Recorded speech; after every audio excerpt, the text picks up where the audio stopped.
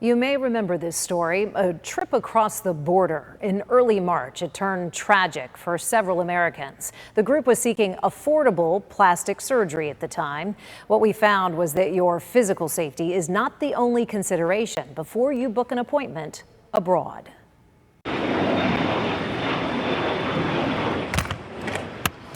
Four Americans just over the U.S.-Mexico border looking for more affordable plastic surgery options at a clinic in Matamoros. Two of them kidnapped and killed on March 3rd. The other two finally released. But before it was over, there were calls from Washington, D.C. to send in the U.S. military to intervene. We're going to unleash the fury and might of the United States against these cartels. Finally, the Gulf drug cartel confessed, even apologizing, admitting the Americans were confused for rival gang members. It's a brand new laser. There's only two in the United States. The people that went to Mexico, they were going to get a gastric sleeve as well as some cosmetic surgery.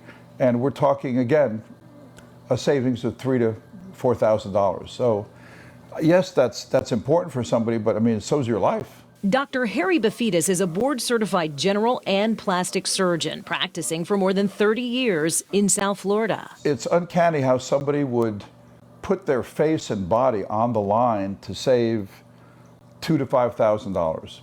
And, you know, that makes no sense. Even so, Dr. Bafidas sees several cases every quarter.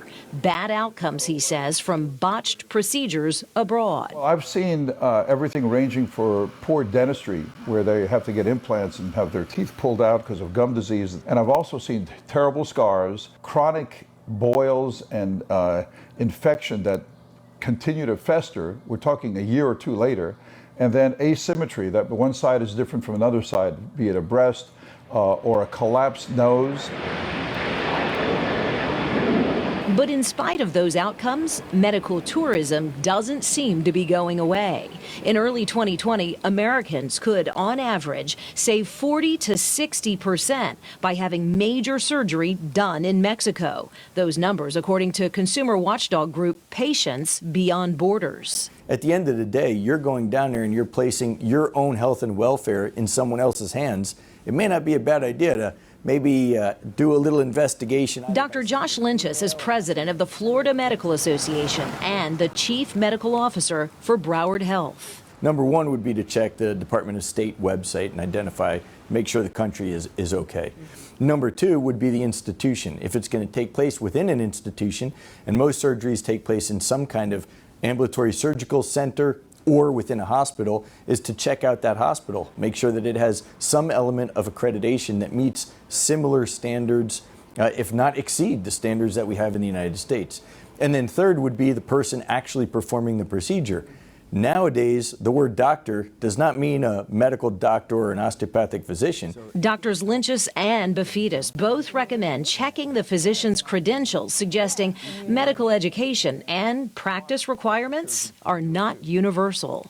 They don't have our standards. In fact, they all say that we have the most rigorous standards for medical training. A reminder to patients looking for a deal over the border that the U.S. trained standard matters. In America, there is a consumer portal for board certification in the United States. Just because a physician practices in another country doesn't mean that they didn't have perhaps training in the States or even be board certified in the United States.